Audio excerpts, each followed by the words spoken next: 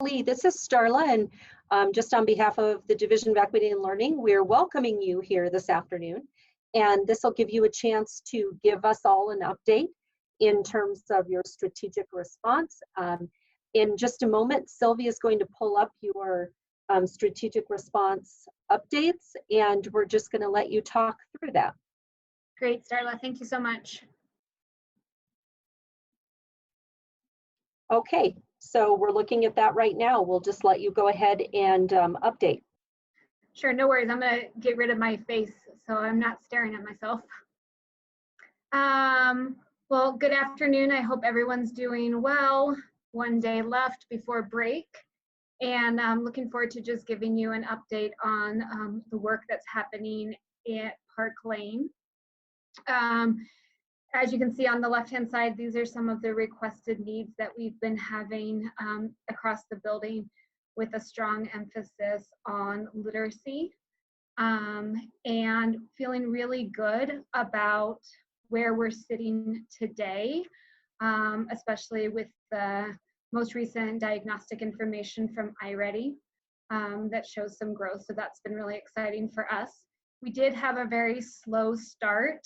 So if you go back and look at the first few weeks of the status update, it was a lot of coordination and trying to get everybody kind of on the same page around the mental model and the direction we wanted to go. I'll just go on through the requested needs and kind of where we're sitting today and kind of the next steps. But the first one that was really important for us was that we got some specific coaching for our foundational grade levels, so ECE, kindergarten, and first grade. We've had tremendous support from Marissa. She's been able to come in and really support us with our vision of implementing a phonemic awareness curriculum in addition to Wonders. And she's been able to support us with implementing some strong literacy stations. One of the things that we're bumping up against is that our teacher partner is being asked to support the coaching across preschool through 5th grade. And that has been a really heavy lift for her. She also, her strength is in the upper grades. And so really have asked Marissa to kind of support us with building her capacity, but also being able to take on some of that coaching. And so that has started, and she's working with our kindergarten teachers with rolling out intentional literacy stations. And my request would be that she continue to partner with us in that role as we build the capacity of our teacher partner. And then if you look at our second one, again, this is continuing to build that need of our teaching partner to make sure she's able to support literacy development in EC all the way through 5th grade. Our instructional coach has been supporting her with that work. And this is where we've run into some obstacles. And I think part of it has been just a communication gap between me and my teaching partner and Liz. And we're working to support that by creating more of a weekly, not a weekly, excuse me, but a monthly calibration triangle to make sure we're moving in the right direction.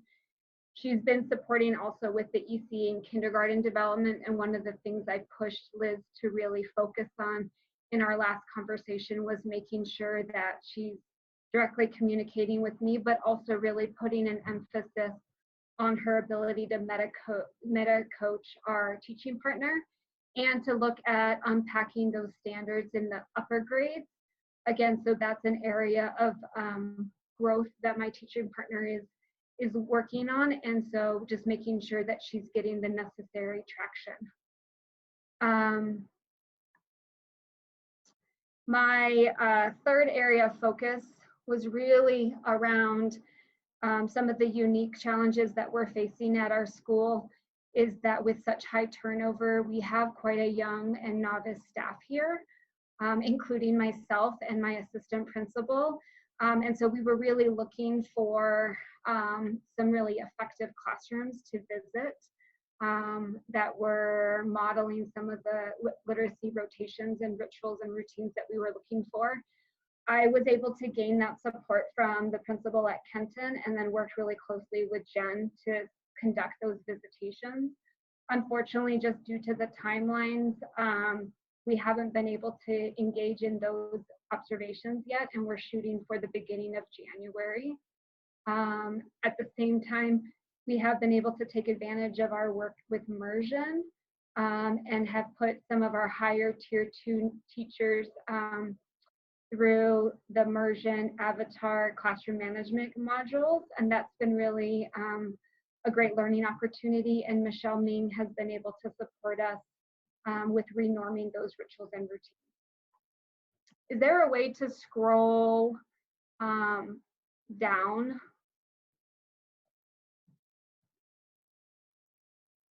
Okay.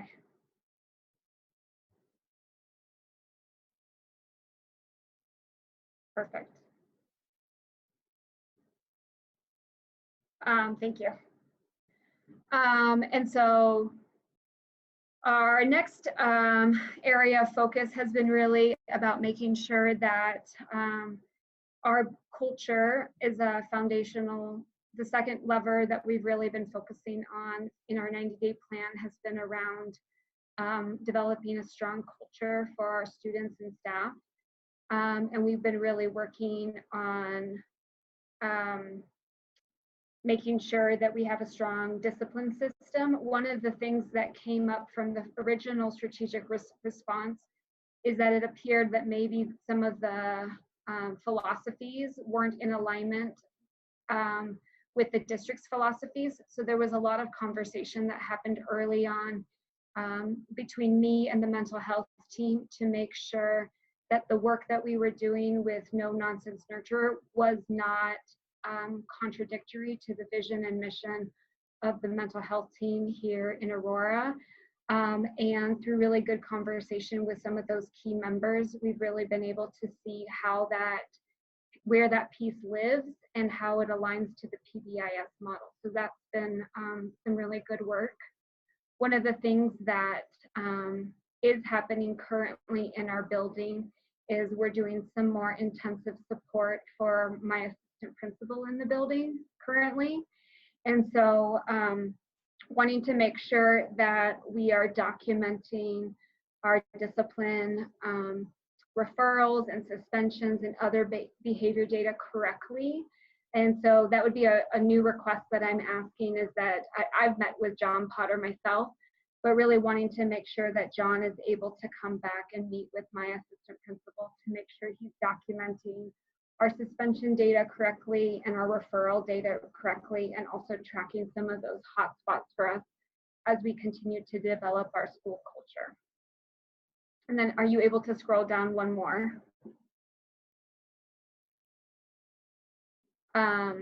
And then the last one, like I said, I have spoken to just briefly about, is really asking for some more support from my assistant principal. He has been able to secure a mentor within the district from Aurora Quest. Unfortunately, it hasn't been sufficient support to really gain the level of traction needed with our AP. And so we have kind of modified our organizational structure a little bit to limit some of his tasks. And now he's focusing primarily on day-to-day operations and discipline and the SAC responsibilities. What this is doing to the building is it's putting more of the evaluation work onto my caseload. And while that does feel like a heavy lift, through conversations that I'm having currently with my mentor and with my learning director, I believe it's the right next step to ensure that our teachers have continuity and consistent accountability with instructional best practices moving forward for the rest of the school year. One of the things that my assistant principal will be able to oversee a little bit more now that we've taken that piece off his plate is he will be able to concentrate again a little bit more on the CLDE work. And again, that's like a little bit of a new ask, because I think we're ready for that piece at this point, is to be able to help have him partner a little bit beyond just the staff responsibilities for CLDE, but also be able to get some more traction around our ELD implementation at this time. And then just finally, just some of my final notes that I just really wanted to capture for you guys today is I'm really, really grateful for being able to have a mentor myself. So I've been able to partner with Jen Ditcher from Vaughn, and she's been incredibly helpful and supportive to me with her UVA training, which is the same training I'm coming in. But just that foundational knowledge of the intricacies of APS, that's been really important to me. Some of the gaps that we're still up against that are really challenging for our building right now is we are still short a cross-categorical teacher. So we still do not have a special education teacher. And although there are TOSA instructional coaches from ESS on our campus, our students are continuing to not be appropriately served. And so just wondering if there is some ability for those individuals to come in and service our children a little bit more intentionally. I have a couple teachers who will be non-renewed at the end of the year unless we see some real significant growth. And I'm continuing to work on understanding my budget to leverage additional staff. And then I just wanted to really shout out my staff and the hard work that they've been doing. At the bottom, you can see some of our most recent data celebrations. So just recently, when we compared Diagnostic 1 and Diagnostic 2 for iReady, we went from 61% to 45% tier 3 reduction, and we had a growth from 6% to 19% in tier 1 increases, and that's across kindergarten through 5th grade. And then when we look at our interim data, comparing interim 1 to interim 2, in English language arts in our 4th grade, we moved from 0% to 9% proficiency, and then in 5th grade, 2% to 8%. And then in math, we went from 5% to 22% in 3rd grade, 4% to 9% in math, and also 4% to 9% in 5th grade math. So just really want to shout out my staff. I know that they're working hard. I feel like we're on the right direction.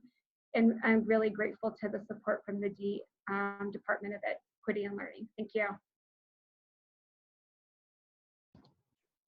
Annalee, thank you for the detailed update on the status.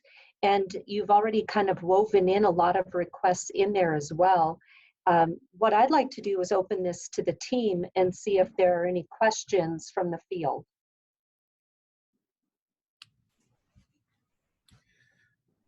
So Starla, I just have more of a statement. Sure, go ahead. Thank you. As it relates to the special education supports and not having that support there, Rachel did meet with myself and a couple other stakeholders from SPED, and we're looking at a little bit more aggressive options given that no one is falling into the hiring bucket. So just because of the shift in the temporary personnel that was credentialed, that she's currently taking a hard look at ratios across the district to see if there's any way to utilize personnel in a creative way to ensure that they get met, so that that is happening and that we are doing our due diligence there to try to support them. Thank you, Garrett. Yeah, thank you for that. And I know that, and I've been in conversations with Rachel as well, where I knew that, Park Lane had not been fully staffed yet. I knew that there were no people to be choosing from. So it's a known problem, and I know our best people are on it. Rachel's also on this, and I know she's hearing all of this as well. And so I have no doubt we're working to problem solve it. It's certainly not an easy one, and yet it's one with, a high level of compliance. And so not just compliance, I mean, we have children we need to serve. That's the bottom line. Yeah. And so thanks, Garrett, for letting me know about just some updates around where we are with that. Anything else from the team? Yes, Annalee, this is Ashley. Hi, Ashley. Hi. So I know that Dahlia has been out to support with getting access off the ground, the schedule, and just making sure that all of that is ready for, I think your PD is happening on January 8th. Yes, ma'am. So in terms of the additional, are you looking add additional support beyond what Dahlia is doing, or is it within Dahlia's role? So I think it's within Dahlia's role, but if you recall, Ashley, at the beginning of the year, I asked for your grace to just slow the rollout of the ELD implementation around EL Achieve, just because Correct. we're moving so many pieces at once. Right. So that's why yeah, we and you so all as a year two. yes, so I really appreciate that. And I think where we're at in January, or once we are done with access testing at the end of January, my assistant principal will have a little bit of time on his hands, and I would love to be able to start working to really leverage some of our teachers around English language development, even if it's just integrated EL best practices. But I think that we're ready for that. So I just wanted to let you know that that's kind of where we're at. Okay, perfect. And so then we would just be able to naturally move into a year two if we work on that second semester piece, is what you're saying. Yeah, I think it will be a smarter transition for us, because again, I think our teachers are have gotten more of they were learning so many new things all at once, as well as having new administration. And I think we're in a position where they're feeling a lot more confident with the work that we're doing. And we have a large English language population at our school that really deserves some of the appropriate scaffolds. And so just want to make sure that that is on your radar as a top priority for me. Perfect. Thanks so much. Thanks, Ashley. Well, Annalee, I think you were really thorough in the status update of providing some of the areas around additional requests. But let me open this up and ask, are there any additional supports that you need other than what you've identified moving forward into second semester? No, I mean, I really feel really great. I'm excited about the traction we're getting with our data. I know we have a long road ahead of us, but have felt really supported through the ongoing conversations with the members of the Department of Equity and Learning, and really feel supported by Garrett, who's continuing to help me leverage our instructional coach and just help me navigate a new district. Same with Jen. That's just been a real blessing for me to be able to predict what's coming in the next couple of months. So it's a lot more strategic than just being reminded, a couple weeks beforehand. So I'm looking forward to starting budget season for the 2020-21 school year and hiring practices. I know I am anticipating some turnover again for the 2020-21 school year.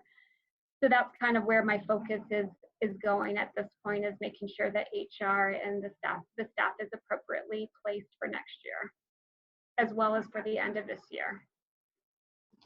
Right, that's always the interesting place for a principal to be. Your foot is always into next year for sure. Yeah.